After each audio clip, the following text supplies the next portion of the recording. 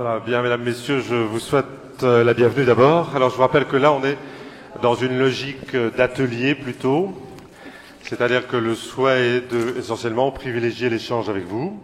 On dispose globalement d'1 heure pour à la fois entendre nos invités sur la question que nous allons partager. Est-on libre de disposer de son corps ? Alors c'est vrai que la question est est assez large et en fait je souhaiterais qu'on puisse l'aborder, si vous en êtes d'accord, messieurs, en 2 temps.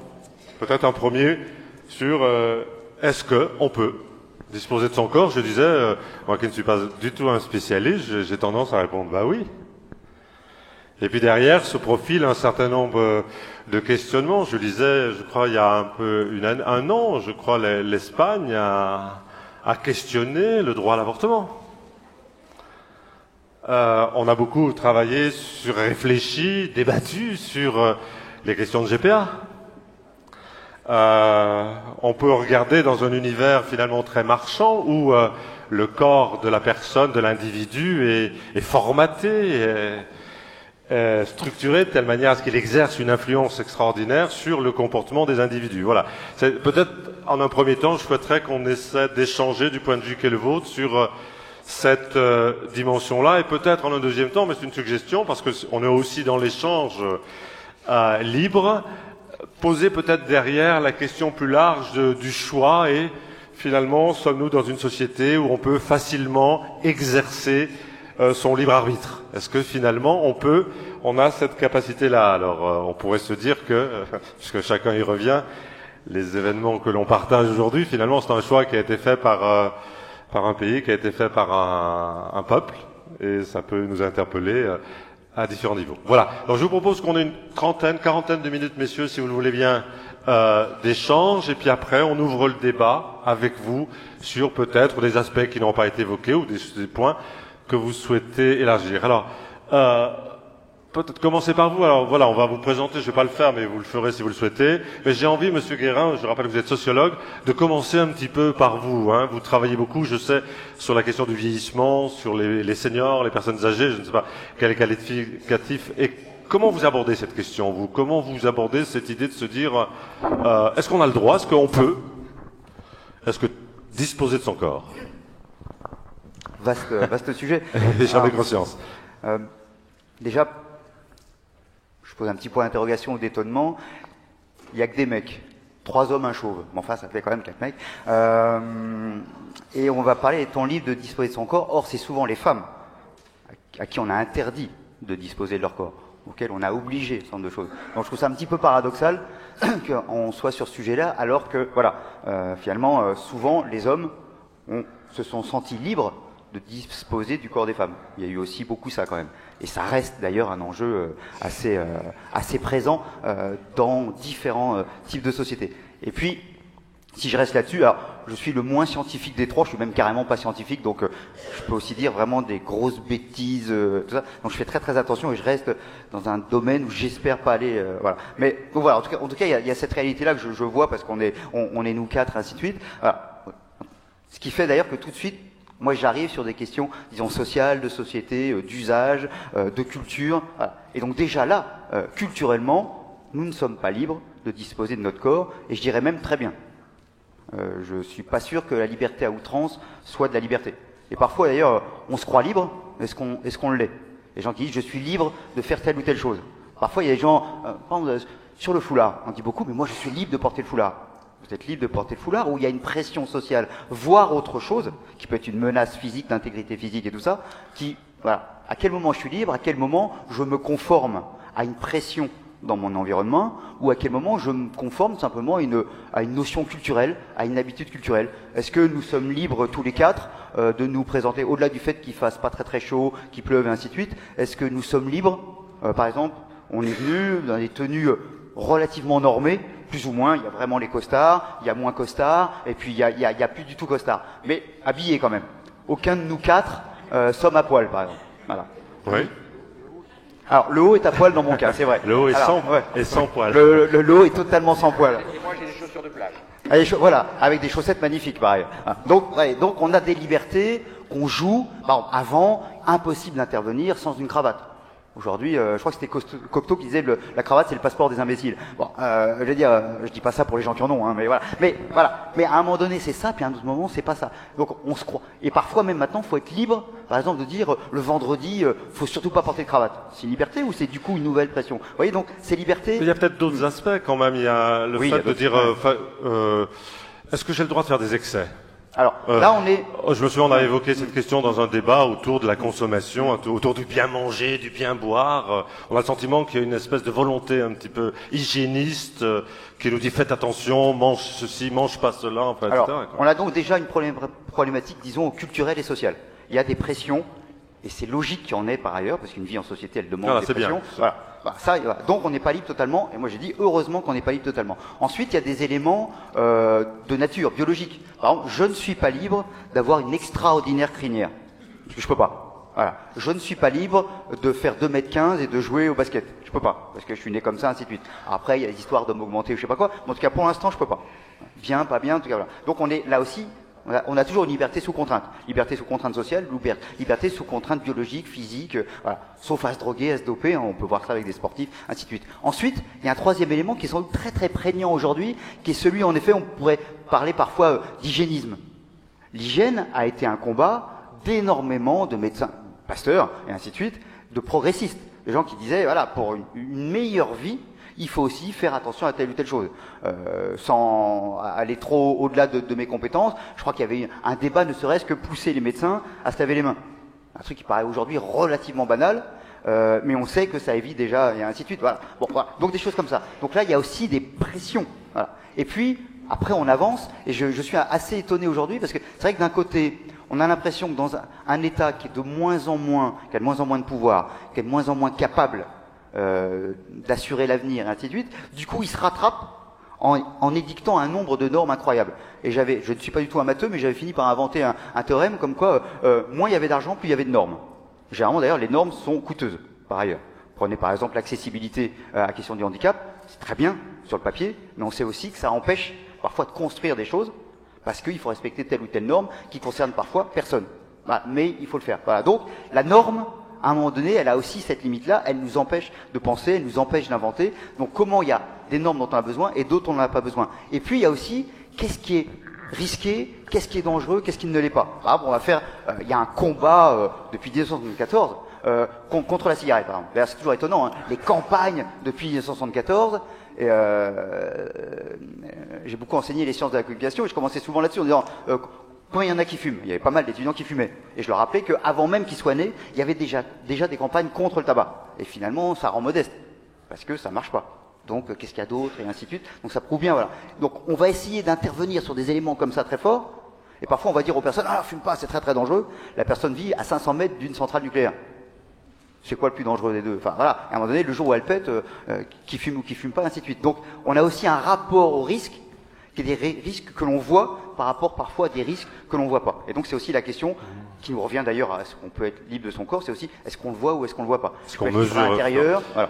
Mais en même temps, je pense, pardon, je vais peut-être évoquer parce que le lien qui est intéressant à faire, c'est, on avait évoqué la question du principe de précaution, par exemple. Le principe de précaution est un élément intéressant parce que il peut être une manière de se protéger, mais en même temps, c'est un empêchement à tenter un certain nombre de choses. C'est-à-dire que cet excès de normalisation, finalement, peut être contraignant et empêcher d'aller plus loin. Parce que dans ce que vous dites, j'entends, il y a le meilleur, il y a le pire finalement. Il y a des points sur lesquels c'est important qu'on ne soit pas libre de notre corps, mais en même temps, ça peut être une manière de gérer le corps social aussi. Enfin, c'est ce que j'entends. Sur cette question-là, professeur Kroliski, comment vous avez envie, vous, de réagir? Moi, je vous dirais que la question, c'est qu'on vit dans un champ de contraintes et qu'il faut analyser le champ de contraintes. Bon. Donc, les contraintes et le champ de contraintes, il est quand même, quelque part, si on le regarde d'une certaine manière, il est assez paradoxal. Par exemple, effectivement, on est libre de fumer. Bon, on sait que c'est mauvais pour la santé, on est libre de fumer, c'est considéré comme un droit. Il faut que vous parliez un petit peu fort, me dit-on, pour qu'on vous entende mieux. Approchez bien le micro. Par ailleurs, je me souviens avoir témoigné il y a quelques années dans le procès des faucheurs de vignes, donc des OGM, et j'ai conclu ma déposition qui était à propos du principe de précaution en disant, Madame la Présidente, je suis navré d'une chose, je n'ai pas eu la liberté de donner des OGM à manger à mes enfants et d'en manger moi-même. Contrainte paradoxale, puisque les OGM ne présentent aucun danger pour l'alimentation, et donc il y a là une contrainte qui s'est introduite. Pourquoi, comment, alors que le tabac est autorisé. Comme vous l'avez évoqué, finalement, aujourd'hui, on est libre de devenir obèse, alors qu'on sait qu'il y a quand même quelques difficultés à prévoir derrière. Donc, si vous voulez, dans l'analyse du champ de contraintes, il y a les contraintes présentes, il y a les contraintes à venir, et donc, si on veut mettre un petit peu d'ordre, je pense qu'il y a effectivement ce qui est avéré, ce qui est à risque, ok, il y a voilà, et la manière dont le social s'empare de ces questions, et effectivement, le norme, le réglemente, le machine, etc. Et je suis infiniment d'accord avec ce que vous avez dit sur les normes. En réalité, je pense profondément qu'on manque d'une science de la réglementation. Ça, je pense que c'est pas une science, c'est une sorte de bazar administratif qui commence avec quelques arguments scientifiques et qui se termine dans n'importe comment, puisque, en gros, on n'élimine jamais une norme, et voilà. Et donc, quand vous me parlez du principe de précaution, j'ai envie de vous dire, oui, alors c'est quelque chose qui devient normatif, qu'on utilise pour fabriquer de la norme, mais il y a la contradiction interne du principe de précaution, c'est que c'est censé être réversible. Donc on dit qu'en situation d'incertitude, on prend des mesures, disons, conservatoires, et derrière, il y a une obligation de recherche, puisque théoriquement, on doit sortir de l'incertitude. Donc l'idée, c'est qu'on va sortir de l'incertitude. Ok, le problème, c'est qu'en fait, ça se heurte à une autre norme, ce qui est sociale cette fois. C'est-à-dire qu'en France, en tout cas, on n'a à peu près jamais vu la réversibilité d'une loi ou d'une réglementation. Donc le principe de précaution devient absurde en raison, non pas de sa logique propre, qui pose ses difficultés, mais de ses modalités. Parce qu'il est posé comme une règle. Parce qu'il est posé comme une règle dans un système qui est à foutu d'évoluer et de respecter le principe même qu'il a mis sur la table. Dans votre cas, Monsieur Alexandre, vous me disiez tout à l'heure en aparté que déjà, sur le plan cognitif, on n'est pas tout à fait libre. Oui, on n'est pas libre parce que on est dépendant de notre structure cognitive. Nos goûts, nos aptitudes, nos caractéristiques psychologiques sont le fruit d'un mélange de déterminisme génétique, d'environnement, d'éducation, de culture qui limite le champ des possibles. C'est une forme de contrainte. C'est une contrainte liée à notre historique environnemental et génétique, avec un petit peu de hasard par-dessus. Mais, finalement, ce que disait le professeur Kowalski est très juste. En matière de liberté, on est dans un jeu de contraintes. Les contraintes traditionnelles sur la liberté que nous avons sur notre corps, elles sont de deux ordres. Politique et juridique. Et puis, et ça c'est très variable dans le temps, et puis il y a une contrainte qui est technologique. Jusqu'à maintenant, on ne pouvait pas modifier notre ADN. On balbutie, mais dans les décennies qui viennent, on va savoir. On ne pouvait pas modifier notre cerveau. Autrement que par l'éducation et par des méthodes soft. Mais on ne pouvait pas le faire par des méthodes technologiques. Et ça va aussi changer, pas tout de suite, mais ça va changer dans les décennies qui viennent. Donc, la contrainte technologique va régresser. Il va rester la contrainte régulatoire, c'est-à-dire politique et juridique. Les interdits, ils sont très nombreux. Mais ce qui est important, c'est de comprendre qu'ils sont variables dans l'espace et dans le temps. Chez moi, à Bruxelles, il y a eu cette année 2000 euthanasies. Gérées par l'État, avec l'accord de l'État, avec une commission d'État qui autorise à être euthanasié. Tout le monde obtient le droit d'être euthanasié, même les prisonniers, même les enfants, même les malades psychiatriques. Ici, c'est 50 tôles pour un médecin qui fait une euthanasie.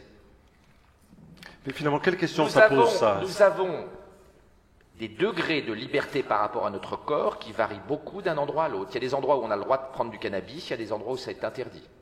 Il y a des endroits où la GPA est autorisée, on a le droit de louer son utérus, il y a des endroits où c'est interdit.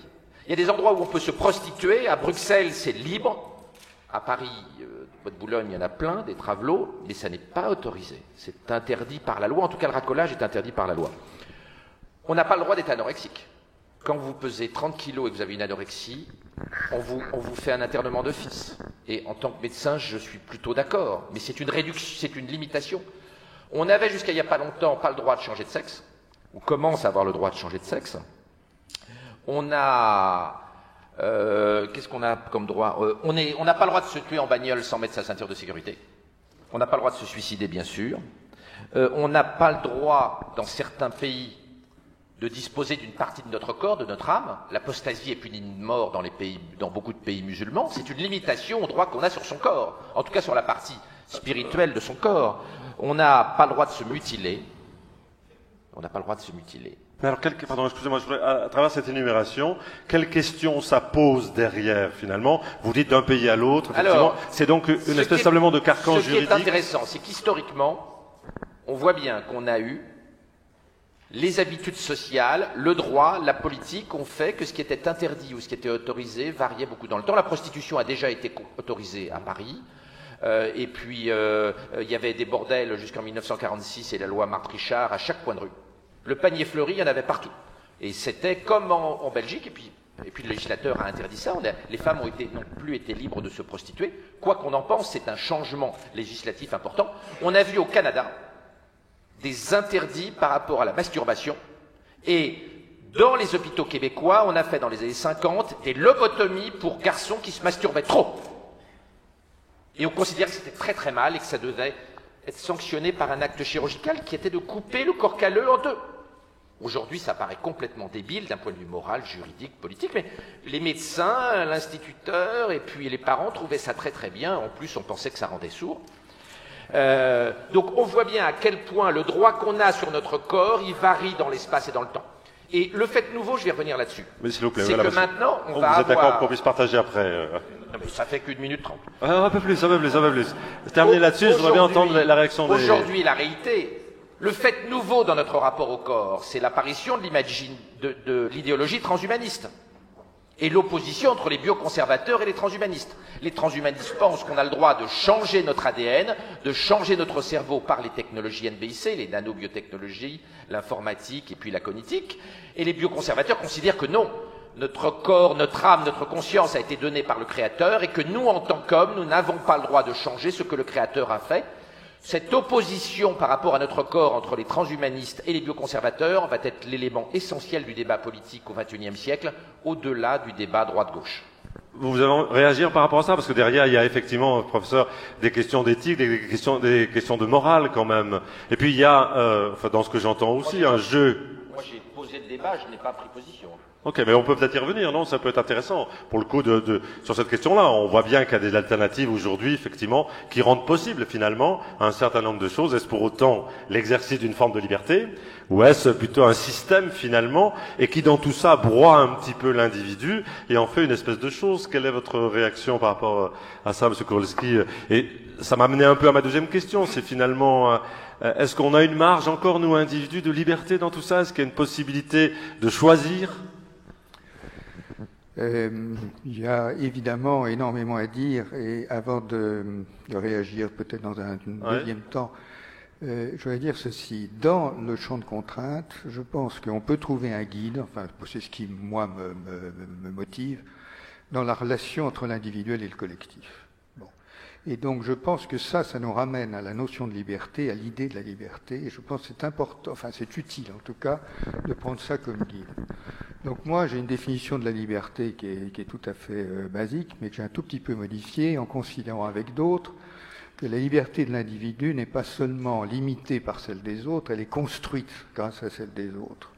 Et cette co-construction de la liberté impose une sorte de devoir d'altruisme que dans un ouvrage précédent, j'avais appelé altruité pour bien le distinguer de l'altruisme général, si vous voulez. Alors à partir de ça, et juste en utilisant ce principe, je pense que la question de la liberté individuelle et de la liberté qu'on peut faire de son corps, ça permet quand même de tracer quelques limites, en gros. Bon. Et la question, par exemple, la question prototype, c'est la vaccination. Est-ce que je suis libre de refuser la vaccination en tant qu'individu parce que j'aime pas d'avoir une petite aiguille qui me pénètre, que je sens à peine d'ailleurs, et qui me fait, et qui modifie quelque part mon corps. Alors, vous avez dans ce pays, bien sûr, et depuis Pasteur, mais vous avez un certain nombre de vaccinations qui sont obligatoires, et il y a des gens qui s'exonèrent de la vaccination. Le seul problème de ça, c'est que si trop de gens s'exonèrent de la vaccination marche plus. Et donc, il y a là effectivement un débat entre l'individuel et le collectif qui est arbitré, et qui donc est arbitré par les autorités de santé et un certain système de normes. Bon. Mais des normes de ce genre, il y en a énormément. Et donc la liberté, auquel vous avez fait allusion, il y en a beaucoup qui sont normées ou pas normées par le système, mais beaucoup sont normées. Donc la liberté de fumer, elle est encore plus ou moins là. Et comment on se débrouille par rapport avec ça? À mon avis, le fil directeur, le plus simple, c'est de dire est-ce que ça fait du mal aux autres? Voilà, c'est une autre manière de voir l'altruisme et l'altruité. C'est basique, hein, ok, mais quand même, c'est quand même assez robuste. Bon. Est-ce que ça fait du mal aux autres? Le tabac, oui. Bon, le tabagisme passif, possiblement. Donc, il faut regarder ça avec une certaine attention. Changer de sexe, non. Donc, pour moi, il n'y a aucun problème à changer de sexe. Etc., etc. Donc, si vous voulez, je pense finalement, la limite, c'est dans le rapport à l'autre, dans le rapport au collectif. C'est le rapport à l'autre. Mais déjà, le mal qu'on fait aux autres ou qu'on fait à l'autre, il est à prendre en considération dans ces arbitrages qui, effectivement, à ce moment-là, ramènent à des questions d'éthique. Et l'éthique, c'est pour moi autre chose que la morale, et les normes ne sont pas exactement les mêmes, et on pourra en discuter. Mais fondamentalement, il y a quand même un problème d'arbitrage entre ce qui est bien pour soi et ce qui est mal pour les autres. Et je pense que c'est encore une fois basique, mais robuste. Monsieur Guérin, par rapport à ce type de réflexion, cette notion finalement d'avoir conscience d'un certain nombre de choses, conscience de soi, mais aussi conscience que soi existe avec les autres.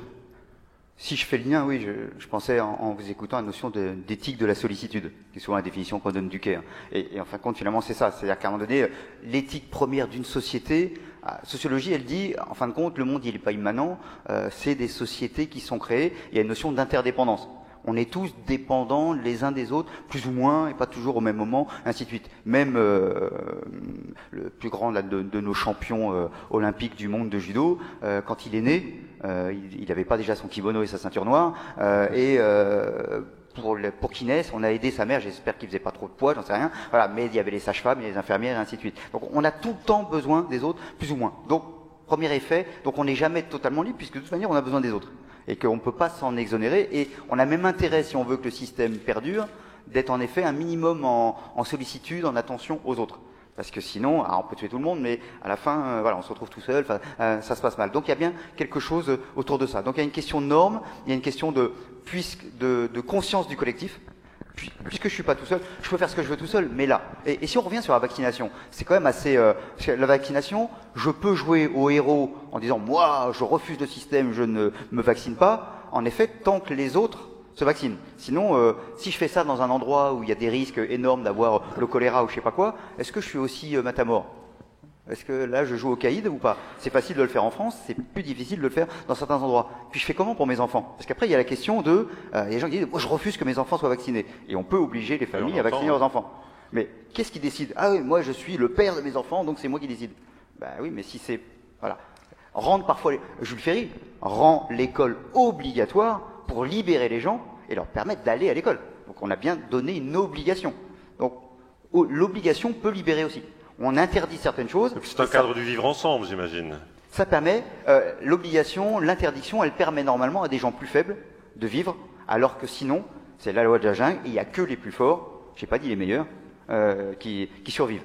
Des gens faibles peuvent être bien meilleurs que des gens plus forts. Voilà. Et donc c'est ça aussi. Donc ça nous permet de vivre ensemble, et ça permet à des gens qui ont plus de fragilité sur tel ou tel point de vivre.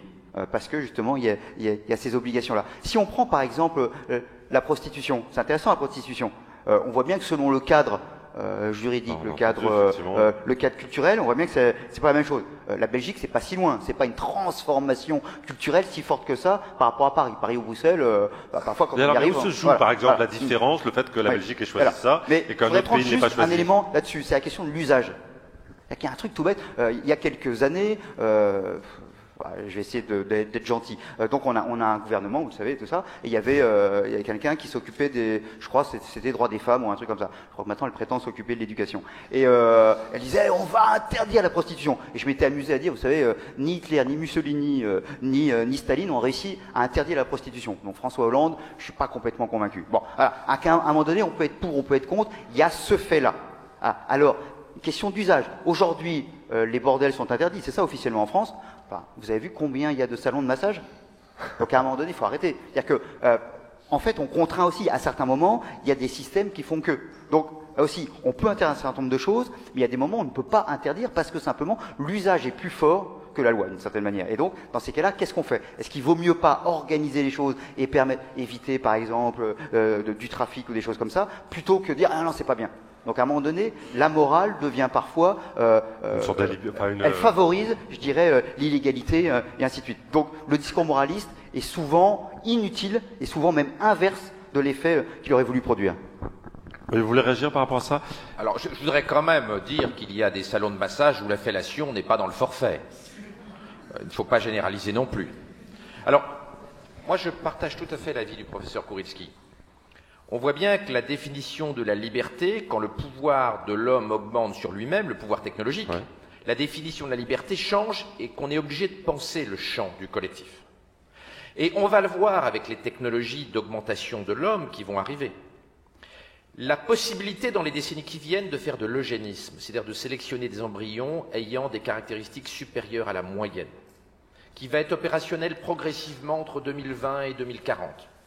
La possibilité, peut-être entre 2030 et 2050, d'augmenter nos capacités par des dispositifs neurotechnologiques. Et récemment, Elon Musk, le fondateur des automobiles Tesla, a dit qu'il est urgent de mettre en pointe des technologies permettant d'augmenter nos capacités intellectuelles en connectant nos neurones avec des microprocesseurs, sinon l'intelligence artificielle nous traitera comme je traite mon labrador. Eh bien, ces technologies-là, qui ne sont pas au point aujourd'hui, mais qui vont l'être dans les décennies qui viennent, posent un problème énorme.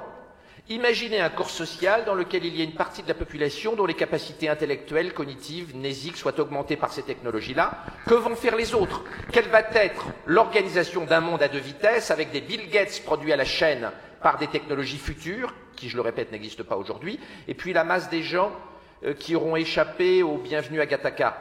Cette question-là est une question politique majeure, qui se pose à moyen terme, hein, pas demain matin, mais à moyen terme, et qui, effectivement, impose d'avoir comme grille de lecture de la liberté sur son corps et sur le corps de ses enfants, une extension par rapport à la traditionnelle notion de « est libre tout ce qui ne nuit pas à mon voisin ». Réaction par rapport à ça, et puis je voudrais qu'après on ouvre un petit peu au public, parce qu'effectivement, tout ce que vous évoquez autour des évolutions prévisibles du transhumanisme, ça peut poser des questions de sens, des questions alors pour le coup d'éthique. Pardon, ça pose énormément de questions.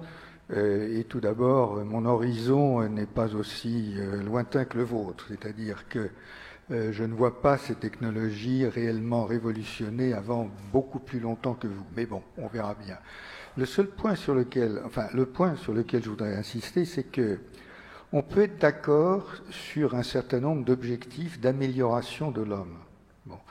Et le problème que vous avez esquissé, donc je ne fais que compléter ou redire ce que vous avez dit, le problème c'est que même si on sait qu'on souhaite passer d'un état A à un état B, l'état B c'est un homme meilleur, plus intelligent, plus malin, plus vif, plus vieux, plus tout ce que...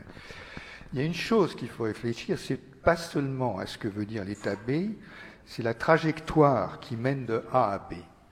Et là, il y a énormément de problèmes en puissance, y compris celui que vous avez mentionné, la création d'inégalités potentielles qui existent en réalité déjà.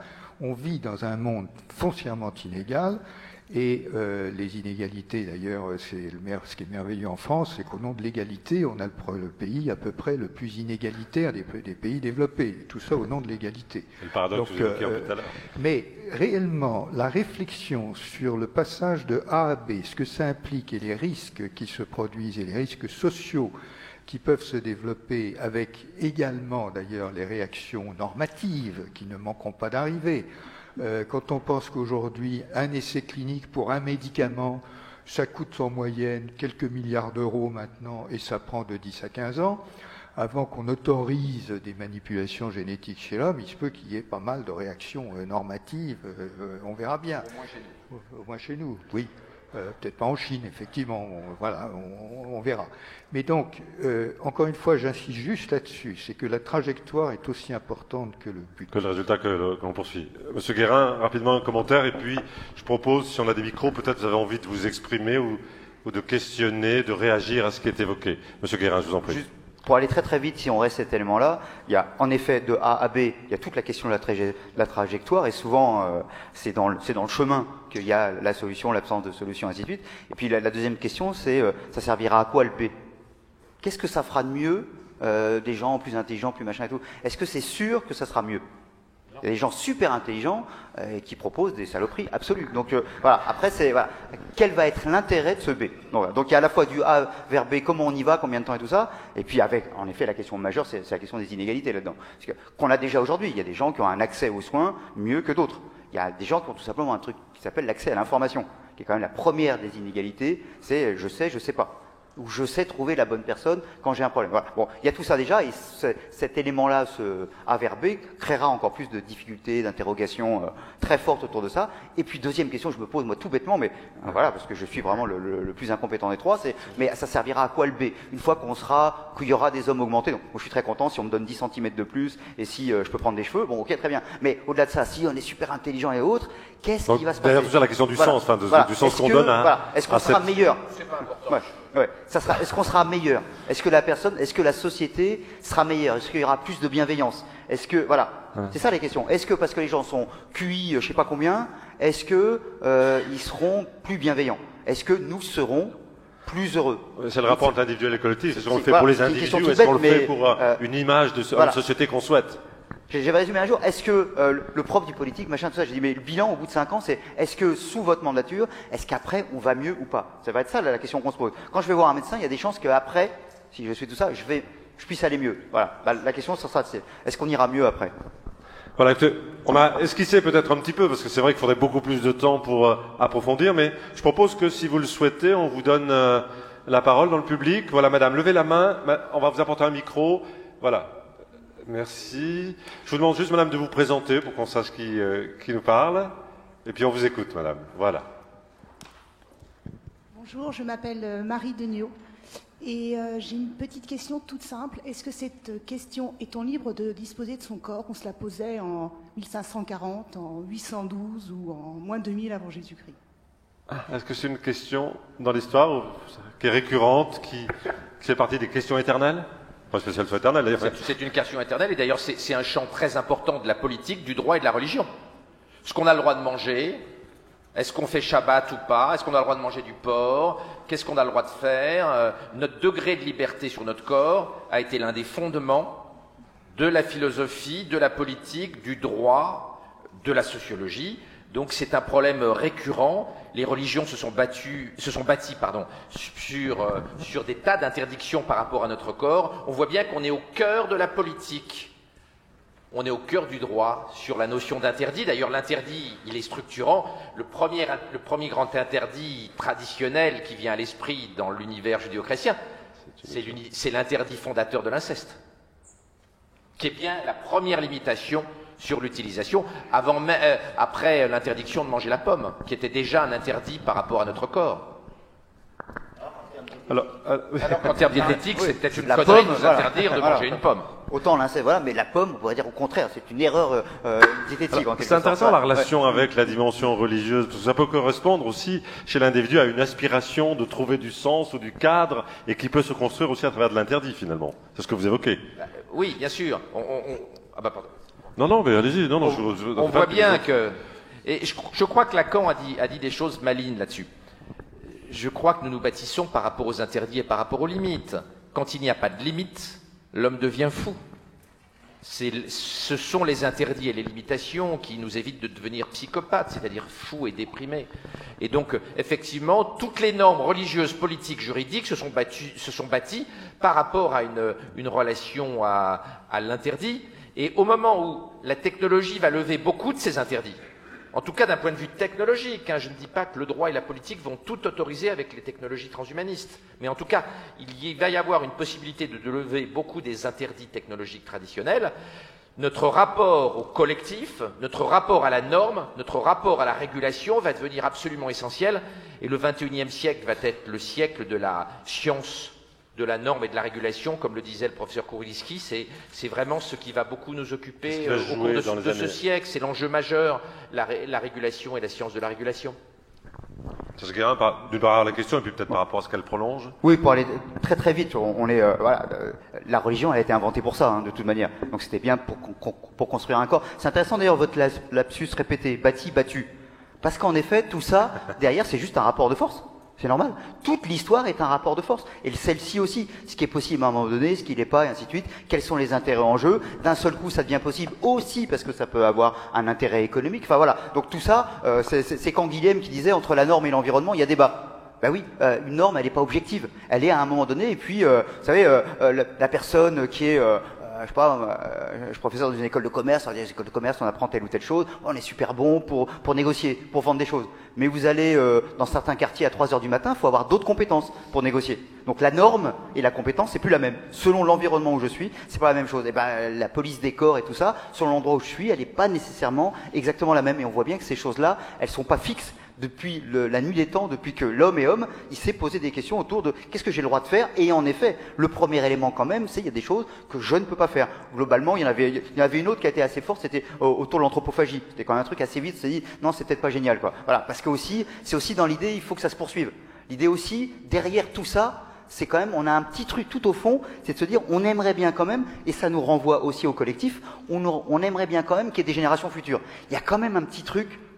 Pas pour tout le monde, mais pour plein de gens quand même, c'est les enfants, les petits-enfants, des machins, on voudrait bien que ça se continue. Donc autour du corps, il y a aussi ça. Autour des interdits, il y a aussi comment on est à peu près sûr que la société va se poursuivre d'une manière ou d'une autre. Si on arrête tout, la question de la réversibilité majeure, c'est quand même celle-là. C'est pour ça que la peine de mort a une limite. C'est que si on se dit « Ah, on s'est trompé », on a du mal à remettre la tête. Voilà. Pour le coup, pardon, c'est peut-être la dernière question. Dans ce rapport de force là que vous évoquez entre finalement peut-être un collectif qui exerce, on le voit bien aujourd'hui, cette pression de la norme est de plus en plus énorme, et puis la capacité de l'individu à exister, à agir, à être conscient d'une société, et donc à être acteur, pose question. Donc peut-être c'est ma question, c'est de dire comment on peut réinvestir aussi l'individu dans son pouvoir, dans sa capacité à agir sur les choses, à ne pas être simplement l'objet d'une série de normes, à se réinvestir alors en tant que personne, mais ce que je le disais tout à l'heure aussi, dans le collectif. Professeur Kowalski, comment il faut le travailler, ça, parce que c'est au-delà de ce constat. Oui, tout à fait, mais je voudrais rajouter une chose qui pour moi est très importante, c'est que quand on rentre dans ces questions de normes, ces questions d'éthique normée, etc., il y a quand même une différence à opérer entre l'éthique universaliste et l'éthique contextuelle. Et donc l'éthique universaliste prend souvent la forme de la généralisation internationale d'un jeu de normes occidentales. Et donc attention, parce qu'on n'a qu'aussi le droit d'avoir des éthiques différentes ici et là. Alors il y a quelques principes qui sont qualifiés d'universels, et nous en sommes d'accord, mais d'ici imposer des normes qui sont les mêmes dans tous les pays du monde au niveau de l'éthique, en réalité souvent derrière on trouve des intérêts commerciaux. Oui, est-ce qu'il y a... Oui, madame, on va vous apporter, il y a 2 personnes, un monsieur et une dame. Madame d'abord, si vous permettez, et puis on reviendra vers monsieur après. Merci de vous présenter, madame. Bonjour. Vous m'entendez? Oui. Alors, Lara Simeone, je suis cuisinière en reconversion dans la nutrition et dans l'écologie. Et là, je suis très très en colère par rapport à ce que vous avez dit sur les vaccins et sur justement notre liberté de notre corps et le devoir qu'on a par rapport à notre voisin. Donc vous avez dit, je ne sais plus qui a dit ça, est libre tout ce qui ne nuit pas à mon voisin. Et or, les pharmaceutiques qui ont fait ces vaccins, elles n'ont pas pris en compte les comment j'essaye de poser la question dans ma tête, excusez-moi, les risques par rapport à ces vaccins. Et Pasteur a développé des vaccins, des monodoses qui ont fonctionné. Et pour la liberté de pharmaceutique d'accroître leur gain et leur argent et leur pouvoir, ils ont fait ces vaccins qui nuisent aux enfants. Et je tiens à vous dire quand même que il y a 1 personne sur 100 aujourd'hui qui a l'autisme, le lien entre autisme et Il est vaccin. faux. Attendez, laissez terminer. Non, je vais vous demander de laisser terminer. Le lien entre autisme et vaccin est prouvé et a été prouvé par un lanceur d'alerte qui est à l'intérieur, qui est dans mer quand même. Et si on continue, juste je veux terminer, on continue comme ça sur les vaccins, en 2032, un enfant sur deux est atteint d'autisme. Alors on va vous répondre, madame. Je tiens juste à vous dire, à terminer, je ne suis pas contre les vaccins, je suis contre ce vaccin d'aujourd'hui et j'aimerais qu'on débatte un petit peu juste sur ça. Bon, voilà, on va vous répondre. Voilà. Alors, je m'excuse, mais il faut bien que les gens dans la salle aient à l'idée que ces propos sont délirants. D'expliquer aux parents qu'en 2030, un gamin sur deux va être autiste à cause des vaccins, c'est un propos assassin. Attendez, monsieur. Non, s'il vous plaît. Non, restons dans la courtoisie. Non. Madame. Excusez-moi. Madame, s'il vous plaît. La variole, avant son éradication, a tué des dizaines de millions de personnes sur Madame, Terre. s'il vous plaît, madame, laissez terminer. Madame, s'il vous plaît. Des dizaines de millions sur Terre. Alors, il y avait aux États-Unis avant. J'ai le droit de parler? Oui, bien sûr. Il y avait aux États-Unis. On peut le faire calmement, ça. Non, on a le droit d'être un peu passionné. Allez. Il y avait aux États-Unis, avant la vaccination contre la polio, des salles entiers avec des centaines de poumons d'acier, les poumons artificiels pour les enfants qui avaient la polio. Je ne sais pas si vous avez ces images des années 50, vous aviez ces grandes salles où les enfants étaient pendant des mois dans des poumons d'acier parce que la polio avait détruit leurs nerfs et muscles respiratoires. Donc il faut faire très attention sur ces propos-là. Le lien entre autisme et vaccination, il n'est pas du tout avéré. D'expliquer qu'un enfant sur deux va être autiste, c'est franchement profondément, madame, s'il vous plaît. Irresponsable. Non, madame, s'il vous plaît, vous reprenez le micro. Vous reprenez le micro. La vaccination, c'est-à-dire apprendre. Non, madame, je vais vous proposer une chose très simple, c'est que vous verrez monsieur après. Je souhaite qu'on prenne la question de l'autre. Excusez-moi, monsieur, je voulais juste dire que j'étais tellement d'accord. Oui, mais monsieur il y avait 500 morts par an avant la vaccination contre l'hépatite B. Par hépatite. Monsieur, mais s'il vous plaît. Je suis tellement d'accord. Je suis tellement d'accord avec ce que vous dites. Je ne suis pas contre les vaccins. Ce que j'ai envie de vous poser comme question, c'est est-ce que nous, en tant que citoyens, qui se posons la question, est-ce qu'on a la liberté de notre corps et la liberté du corps de nos enfants, est-ce qu'on peut agir? Attendez, s'il vous plaît, madame, terminez, voilà. Peut-être, professeur, je voudrais qu'on change... Je suis d'accord avec ce que vous dites. Okay. Vous voulez répondre peut-être, professeur, ou pas? Non, pas particulièrement. Alors, monsieur, on va prendre votre question. Je voulais pas que s'installe un dialogue, c'est tout. Hein. Monsieur, on vous donne la parole. S'il vous plaît. Monsieur, je vous en prie. Vous m'entendez? Oui, on vous entend, monsieur. C'est effectivement par rapport à cette problématique de où est notre liberté absolue, sachant que nous vivons en société et qu'il y a donc les autres. Le fait que nous soyons en bonne santé nous concerne. Le fait que nous soyons en mauvaise santé nous concerne, mais concerne aussi nos voisins. Je pense à des maladies transmissibles, infectieuses, contre lesquelles on a lutté avec différents moyens, dont les vaccinations. Je ne rentrerai pas dans la polémique et dans le point particulier qui soulevait et qui, nuirait au débat si on le généralisait un peu trop vite. Pour revenir à la problématique de la liberté de disposer de son corps, à partir du moment où nous vivons en société, et nous vivons aujourd'hui confortablement en société que parce que nous vivons avec, pour, à côté des autres, notre liberté est faite de droits, certes, mais de devoirs. Ces devoirs sont, très terre-à-terre. Je parlais des maladies infectieuses, qu'elles se transmettent par voie respiratoire comme la tuberculose autrefois, ou par voie vénérienne, ce qui se contrôlait plus ou moins avec certains dispositifs. Est-ce qu'il y a une question derrière? Est-ce qu'il y a une question que vous souhaitez poser? Et donc, la question que je formule, c'est quelle résonance mettons derrière le mot liberté? Si c'est de pouvoir faire tout, everything, comme disent les Anglais, c'est-à-dire tout et n'importe quoi, je pense que, s'agissant du corps comme du reste, ça nous engage vis-à-vis de notre société et donc vis-à-vis de nous-mêmes et des générations futures. Voilà. Serge, vous voulez répondre? Oui, je reviens sur ce que je disais sur Jules Ferry. Parfois, la liberté, c'est qu'il y ait des devoirs et qu'il y ait des interdits. Premier élément. Deuxième élément, si on est là-dessus, il y a en effet Il y a ce qui est pour moi, il y a le risque des autres. On prenait l'exemple de la cigarette. J'aime pas le café, quelqu'un boit du café, ça me pose aucun problème. Je vais pas attraper, voilà. Je sais pas si c'est bon ou mauvais, c'est pas le sujet. La cigarette, on sait globalement que c'est mauvais. Et je peux en attraper même si je ne fume pas. Donc là, il y a bien une question de responsabilité. Après, il y a la responsabilité de soi et la responsabilité des autres. Donc à quel niveau on responsabilise et à quel niveau on autorise les gens aussi à faire des choses qui sont peut-être pas bonnes. Parce qu'il y a aussi, vivre, c'est aussi pas bon, c'est aussi prendre des risques. Donc il y a aussi le moment, faudrait vivre où on devrait tout faire. Vous savez, c'était la formule de Woody Allen. Tout ce qu'on m'explique pour vivre plus longtemps, c'est toutes les choses qui me donnent pas envie de vivre plus longtemps. C'est-à-dire qu'à un moment donné, il faut aussi, je prends toujours l'exemple, je visitais une maison de retraite, j'aime beaucoup le chocolat. Et on me dit, on va vous présenter Robert, il est comme vous, il adorait le chocolat. Je dis, mais pourquoi il adorait le chocolat? Parce qu'on aime un jour, on aime tout le temps le chocolat. Il dit, maintenant on lui interdit parce que vous comprenez avec le diabète. Le type avait 97 ans. À un moment donné, il faut arrêter avec l'histoire du diabète. Donc voilà, c'est comment on trouve l'équilibre. Et puis il y a une autre question qui se pose. C'est, par exemple, vous savez, une personne fait du ski hors piste, et puis elle a un accident. Et qui paye? C'est interdit de faire du ski hors piste. Elle l'a fait, je dirais, tant pis pour elle, quoi. Au nom de quoi des gens qui payent leurs impôts vont payer, y compris des ouvriers qui n'iront jamais faire de ski tout court. Pourquoi, dans leurs impôts, ils devraient payer pour les skis hors piste? Vous voyez? Donc il y a aussi cette notion de responsabilité économique. Pas sur une maladie où j'ai pas eu de choix, évidemment, mais quand je suis responsable. Voilà, là aussi, cette responsabilité, elle doit aussi interroger la question économique, parce qu'on est quand même dans un monde qui est sous contrainte, entre autres une contrainte budgétaire.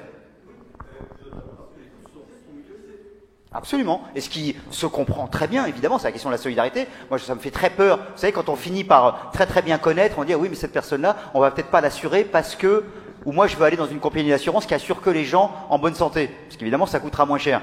Mais donc, on est à la fin, évidemment, de la mutualisation, de la solidarité, ainsi de suite. Donc, il y a aussi cette question-là. Mais la solidarité, la mutualisation n'interdisent pas la responsabilisation. Je peux pas faire n'importe quoi au nom du fait que finalement, c'est tous les autres qui vont payer pour moi. Vous voyez, donc, à quel moment on responsabilise et comment on responsabilise les personnes. Ça. On est sur un enjeu, voilà, c'est un des enjeux majeurs. Vous voulez réagir, professeur, par rapport à ce qui a été évoqué? Non, vous voulez... Je dis juste un mot de plus sur la vaccination. Non, mais parce que c'est totalement factuel. L'article scientifique qui a suggéré un rapport entre autisme et vaccination contre la rougeole a été rétracté. Il était faux. Bon. L'émoi en Grande-Bretagne a été tel que les autorités ont suspendu la vaccination. Quelques années plus tard, ils ont remis la vaccination, non sans grande difficulté, pour une raison très simple. Il y a eu des épidémies de rougeole des foyers épidémiques qui s'étaient développés, et un certain nombre d'enfants sont morts.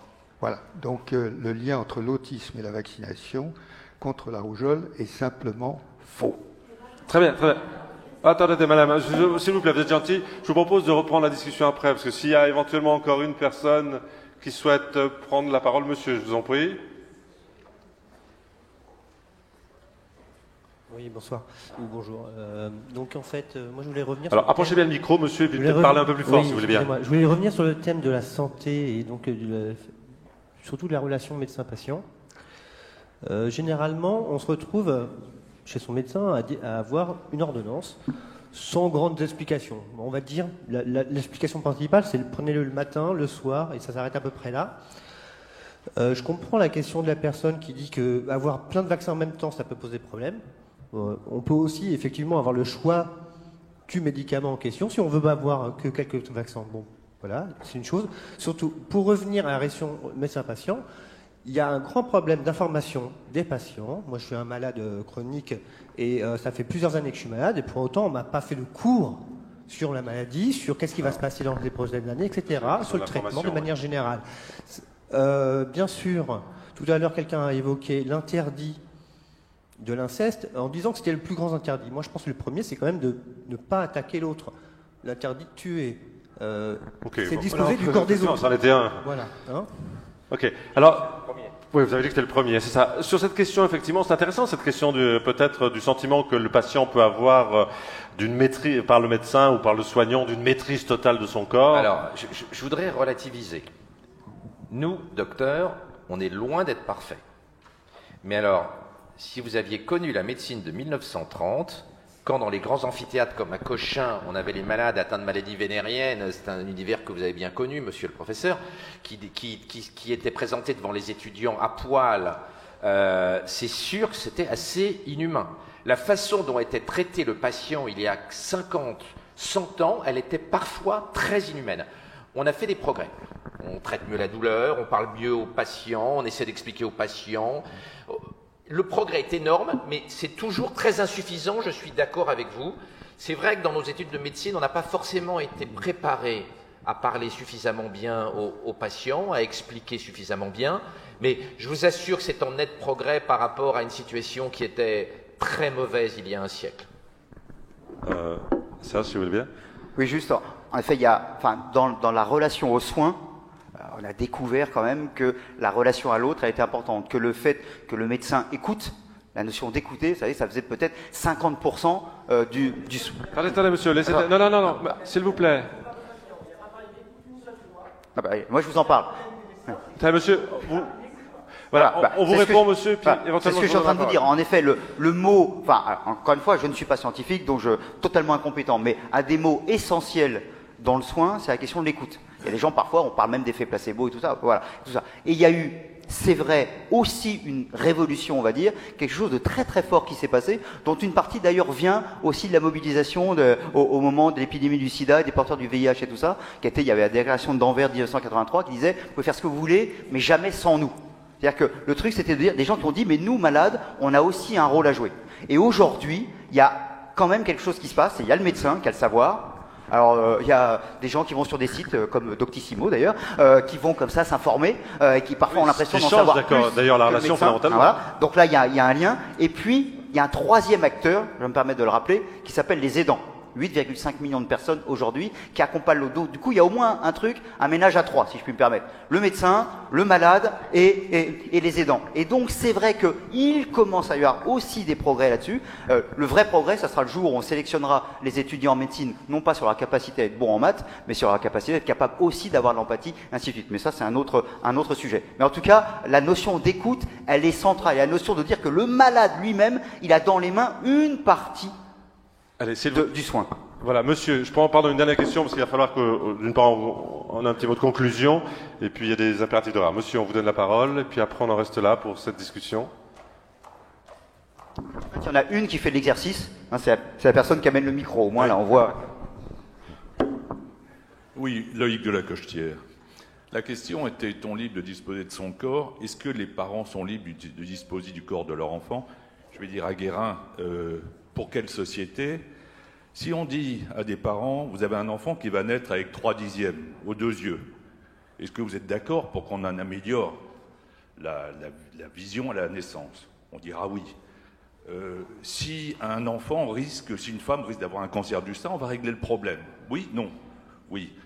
Mais si on dit à des parents, l'enfant a je ne sais quel âge, 5 ans, 6 ans, votre enfant n'aura pas la mémoire de son voisin. Sa mémoire, elle sera de 30%, 40% inférieure. Il n'aura pas la bosse des maths. Il sera plutôt un littéraire. Est-ce que... De toute façon, on ne va pas répondre à la question aujourd'hui. C'est une question qui se posera dans 10, 15, 20, 30 ans. Mais quelle est votre question derrière, monsieur? La question, c'est...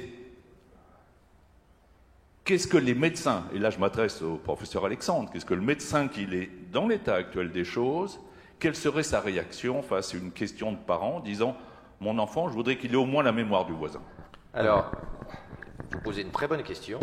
C'est que les parents n'auront plus besoin du médecin pour répondre à cette question parce que les nouvelles techniques de séquençage de l'ADN du bébé par prise de sang maternelle vont permettre dans les années qui viennent de répondre à une partie de ces questions, en tout cas à la partie génétique de ces questions, avant la limite des 12 semaines sur l'avortement libre. Donc effectivement, des parents qui souhaiteraient faire un avortement parce que certaines caractéristiques génétiques, et le gène n'explique pas tout dans ce que nous sommes, mais des parents qui voudraient avorter parce qu'ils ne sont pas satisfaits du génome de leur enfant n'auraient à rendre de compte à personne, puisqu'on va être avant les 12 semaines de la fin de l'avortement totalement libre.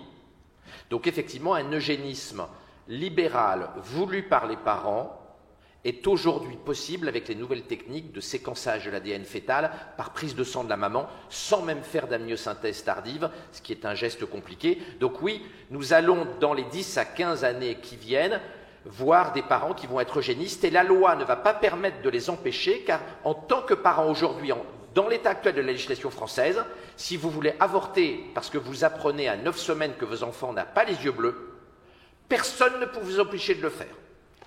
Okay. Même si dans la salle, nous considérons tous que c'est une connerie. Réponse, professeur? Les progrès de la technologie vont permettre effectivement de séquencer l'ADN fœtal, et c'est déjà en route, donc voilà. C'est l'interprétation derrière qui va commencer à être problématique. Parce qu'il y a ce qu'on appelle monofactoriel, donc il y a une différence et ça fait un effet, et quand ça devient multifactoriel, alors là c'est la bouteille à l'encre, et avant qu'on ait les interprétations qui permettent de décider, je pense qu'il va s'écouler pas mal de temps, avec la limite évidemment que tout n'est pas génétique, comme vous l'avez dit. Mademoiselle ou madame, dernière question, et puis après je vous demanderai un mot de conclusion. Ouais, juste, en fait, j'écoute un peu tout ça. Alors, Barbara Fresneau, excusez-moi, je ne me suis pas présentée. Donc, moi, je suis plutôt de la sociologie dans mon parcours. En fait, je me pose la question de tous les débats que j'ai entendus là, quels qu'ils soient. Si finalement, c'était pas une question de valeur, la liberté, puisque le moteur de notre action, les valeurs, chacun voit sa liberté un peu comme il le souhaite, et on le voit ici. Et est-ce qu'on n'en a pas forcément? Alors ça s'est ressorti, mais un peu moins. Mais voilà, est-ce que finalement ce ne sont pas juste les valeurs? Question de valeur. Alors, oui. Le problème, c'est que nos valeurs changent. On considérait avant que la contraception était dégueulasse parce que la femme n'avait pas le droit d'aller contre l'Ancien Testament.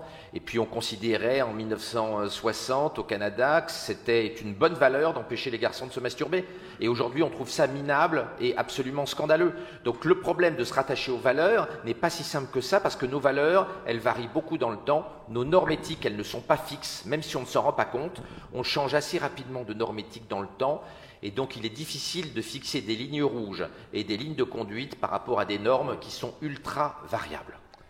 Commentaire sur cette professeure. Et après je vous demanderai à chacun peut-être une idée que vous avez envie de partager rapidement sur tout ce qui a été dit. Non, moi c'était juste une interrogation, je me demande si j'ai pas échappé à la lobotomie. Mais... C'est osé.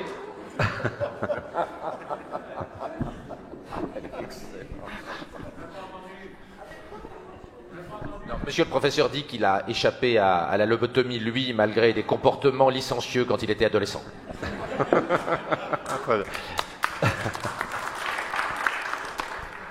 Serge Guérin, un élément de réponse ou peut-être... Oui, pas juste, ce qu'on voit par rapport à ça, c'est que simplement on bricole. On est aussi dans un bricolage culturel, social et tout ça. Il n'y a pas de, encore une fois, il n'y a pas de truc fixé. Donc, on peut se tromper, on peut avancer. Il y a des choses, on va considérer, c'est pas possible. Il y a des choses qui sont possibles dans tel univers, et quand ils sont ici, on considère, en tout cas, moi je crois, avec raison, de dire, bah non, dans notre univers culturel, c'est pas possible. Voilà. Et tout ça, c'est du dialogue, du bricolage. Et encore une fois, une question de rapport de force aussi, et de rapport de valeur. Et dans les valeurs, simplement, il y a la notion de partage. Est-ce qu'on partage ces valeurs ou pas? Et pour le coup, avec l'enjeu de l'intérêt de se confronter aussi, je veux dire, ce temps-là est un temps... discuter, trouver peut-être des moments de consensus. Alors voilà, dans l'état X d'une société, voilà aujourd'hui ce qu'on dit. Ça ne veut pas dire que dans 10 ans ou dans 15 ans, ou peut-être dans 3 jours, ça sera autrement. Ouais, et après, il y a des choses, et quelles sont les valeurs au-dessus? Droits des femmes, des choses comme ça, il y a des valeurs qui sont au-dessus de telle autre valeur. Donc j'ai le droit de faire ça, oui, mais attention à ce que ça ne met pas en cause tel ou tel droit. Voilà. Cette forme d'interrogation. Un mot de conclusion, professeur, sur peut-être un point que vous souhaiteriez partager à travers beaucoup de choses qui ont été dites?